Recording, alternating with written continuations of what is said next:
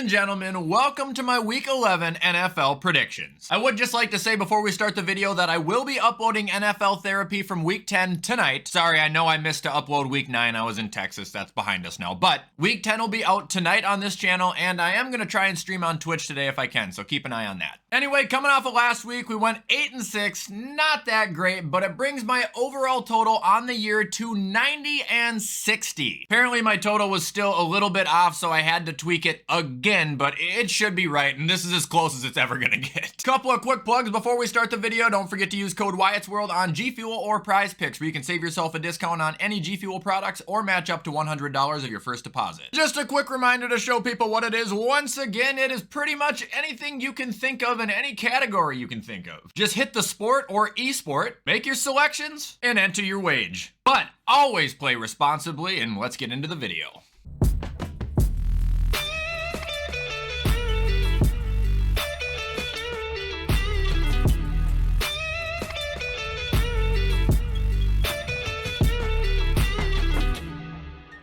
We have a guest.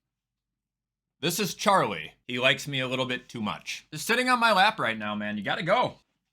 Anyway, starting off Week 11 with Thursday Night Football, we've got the Bengals at the Ravens. Now, this is crazy. I barely ever pick Cincinnati right. I barely ever pick Baltimore right. So whoever wins this game, it's going to be by 1 point, 21-20, but we're going to legitimately just flip a coin because whoever I pick, it's not going to be right. Okay, this will have to work. Show me the money.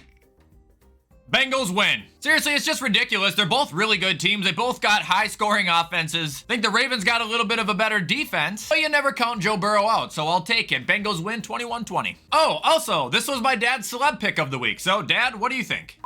Hey WyattzWorld junkies, it's Wyatt's dad back for another pick. You might remember last week I predicted Cleveland would go into Baltimore and show them where the bear shits in the woods, and that's exactly what happened. Baltimore ranked like the best team in the league. Cleveland took them down to reality. Then for my second pick, I took an easy one. I said the Steelers would send Green Bay packing for the season, and that's exactly what they did. And thanks to Smeagol for acknowledging that on the comments. I really appreciate it. So now we got this week coming up. And I kind of like that AFC North, so I'm going to stick with it. Tomorrow night, Cincinnati goes into Baltimore. There's no way the NFL is going to let Cincinnati, one of their favorite childs, to not win. So Cincinnati will go in there and they'll take Baltimore down. I don't know the score. We'll go 30-21. Take it to the bank. Have a good week. 8-1. And now moving on to Sunday at noon, it is the Cowboys at the Panthers. Oh, watch Dallas lose like they did to Arizona. That ain't gonna happen. Dallas gonna win this game 36-7. It's not gonna be close for even a second. Do want to say that I've acknowledged Trayvon Diggs trash talking Josh Allen a lot on social media yesterday. Look, say what you want, but just ask Jalen Ramsey how it goes when you chirp Josh Allen once. So we play Dallas in a couple weeks, so keep that energy. Next game we got is the Steelers at the Browns, and for those who have not heard yet, as of this morning, Deshaun Watson underwent season-ending back surgery. Well, like back/shoulder, so he's out for the year. Karma got him. That being said, it doesn't mean the Browns can't win, but it does mean they're dead in terms of winning in the playoffs or a championship at all. Dude, Dorian Thompson sucks, and PJ Walker isn't it either. Like, they're screwed. I'm gonna say this is a boring game, and the Steelers defense eats them alive. Pittsburgh wins 13-10. Now moving on, we got the Bears at the Lions. Murder! The Lions are dragging the Bears to hell! I mean, this is up Dan Campbell's alley 100%. Not only does he get to beat on a horrible team, but he gets to beat on a division rival. I guarantee this beatdown is so catastrophic that the Bears players start fighting the Lions players because they're just so sick and embarrassed of getting their heads kicked in. Let's go Detroit, 37-10. And now moving on, we got the Chargers at Green Bay. Look, Green Bay's defense is like sneaking into the top 10, so you can't sleep on them right now. However, their offense is going to hold them back for me. Even though they will stop Los Angeles, it's not going to be every single drive. And LA is a team that can generate points like absolutely nothing out of nowhere. I think they'll pull ahead, they'll stay ahead because the Green Bay offense is so bad they're not going to be able to catch up, and it'll be a 2-score victory, 24-14 for the Chargers. Back to 500, guys, but you ain't going above it.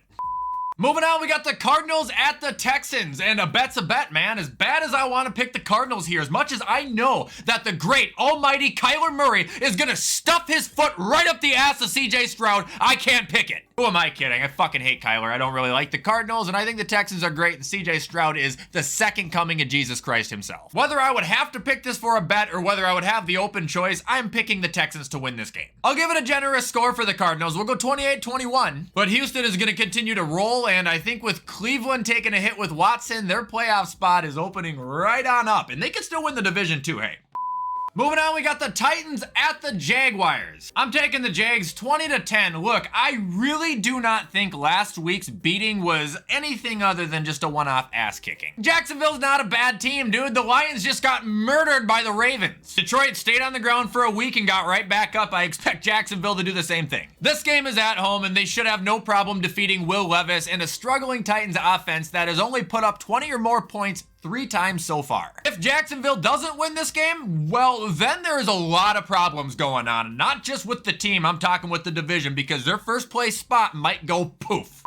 Moving on, we got the Dolphins at the new Raiders. I'm going to take Miami to win this 27-24. However, it would be a real treat if the Raiders could pull this off. I know I said yesterday I don't mind cheering for Miami later on after Buffalo's all out of everything, but there's still a sliver of hope that they fuck up and let us back into this, so I'm going to pray for that while it can happen. Anyway, obviously I won't predict it. As good as the Raiders have been, as good as their defense has looked, I think Miami's offense is just going to be too much for them to keep up with. Miami will walk out with the win, and the Raiders are going to unfortunately fall back down a peg.